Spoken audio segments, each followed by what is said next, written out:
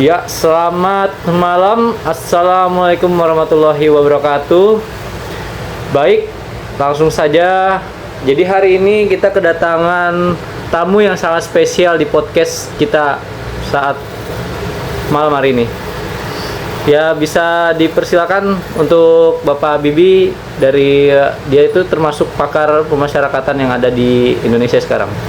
Silakan, Pak. Ya, selamat malam Pak Aryo. Oke, baik. Jadi di sini netizen saya ini Pak di X itu ramai banget Pak. Ini ada beberapa pertanyaan, yaitu dari XXX Triple Nine.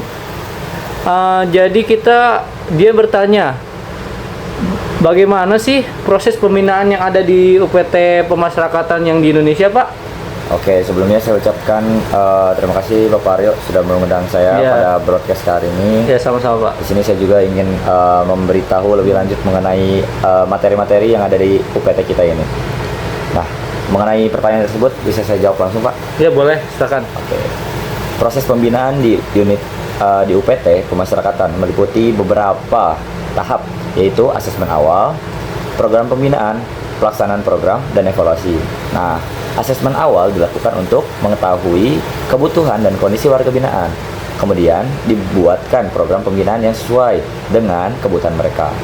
Pelaksanaan program pembinaan dapat berupa pendidikan, pelatihan kerja dengan kebutuhan mereka. Nah, evaluasi dilakukan secara berkala untuk mengetahui kemajuan warga binaan. Jadi nanti kita lihat nih di dalam tuh kita punya warga binaan yang punya potensi apa sih? Nanti kita kembangin gitu Pak. Iya. Nah, gitu. Oke. Jadi saya juga mau nambah sedikit nih Pak nih. Jadi proses pembinaan ini itu penting banget ya Pak ya untuk ngebantu warga binaan untuk jadi lebih baik ya. Jadi tapi nih Pak, banyak banget tantangan yang dihadapi seperti kurangnya fasilitas dan sumber daya di UPT di Indonesia nih Pak. Nah, itu tanggapan Bapak gimana sih? Oke. Kalau dari penting itu sangat penting Pak. Ya memang tantangan-tantangan itu memang ada. Namun kami berusaha untuk meningkatkan fasilitas dan sumber daya dengan menggunakan anggaran yang tersedia. Kami juga bekerja sama dengan pihak luar untuk meningkatkan pembinaan warga binaan. Jadi kayak kasus narkoba nih, ini jadi masalah banget ini ya di UPT. Itu masalah serius, terutama ya di Indonesia ya. Oh iya. Jadi gimana sih itu upaya apa yang dilakukan, terutama ini di Jenpas nih ya, untuk mengatasi kasus-kasus tersebut? Oke, ya memang ada beberapa kasus yang sering terjadi di UPT Pak ya. Nah, seperti kasus narkoba, kasus kekerasan, kasus pencurian. Namun kasus narkoba ini memang kasus yang jumlahnya cukup tinggi Pak. Nah, upaya yang dilakukan antara lain adalah meningkatkan pengawasan, meningkatkan kegiatan pembinaan, dan meningkatkan kerjasama dengan pihak luar seperti kepolisian dan lembaga sosial. Kami juga berusaha untuk meningkatkan kesadaran warga binaan tentang bahaya narkoba dan pentingnya rehabilitasi. Seperti itu, Pak.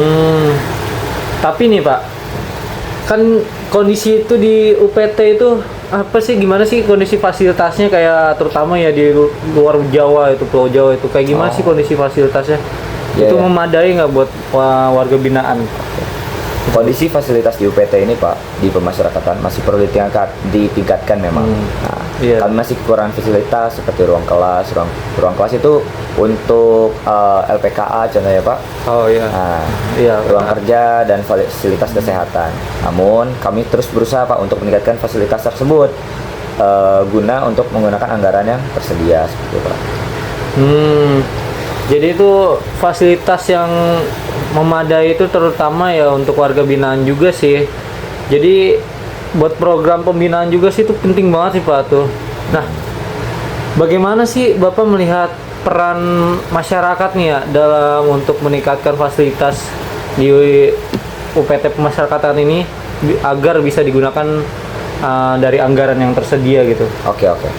Nah, masyarakat juga memiliki peran yang sangat penting nih Pak dalam meningkatkan pembinaan warga binaan.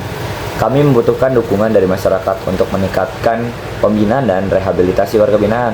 Kami juga berharap masyarakat dapat memahami bahwa warga binaan adalah manusia yang juga berhak mendapatkan kesempatan untuk berubah. Nah, untuk fasilitas sendiri memang tidak ada kaitannya dengan hal ini, Pak, karena kita hanya menjelaskan bahwa masyarakat itu mempunyai peran untuk meningkatkan rasa percaya diri warga binaan setelah dia selesai dari masa tahanan, gitu, Pak. Ya. Jadi mungkin gitu aja ya Pak ya. Mungkin udah cukup ya netizen yang berbahagia sekalian. Ya inilah Bapak Habibie, dia termasuk pakar pemasyarakatan yang udah lama, dia udah pensiunan, udah puluhan tahun lah di pemasyarakatan. Jadi tahu lah kondisi UPT di Indonesia ini kayak apa. Jadi mungkin sekian dari saya. Dari Bapak ada yang mau ditambahkan Pak? Mungkin untuk pesan-pesan untuk netizen. Oh iya, pesan-pesan untuk netizen ini buat broadcast, saya berpesan bahwa jangan pernah takut, jangan pernah sungkan, karena kita sama-sama manusia, kita pasti memiliki kesalahan. Tuhan itu Maha Penyabar, Maha Pemaaf. Maka alangkah baiknya kita sebagai ciptaannya untuk saling memaafkan juga, dan juga dapat menghargai sesama manusia. Oh iya, oke. Mungkin cukup sekian ya dari saya ya. Wassalamualaikum warahmatullahi wabarakatuh.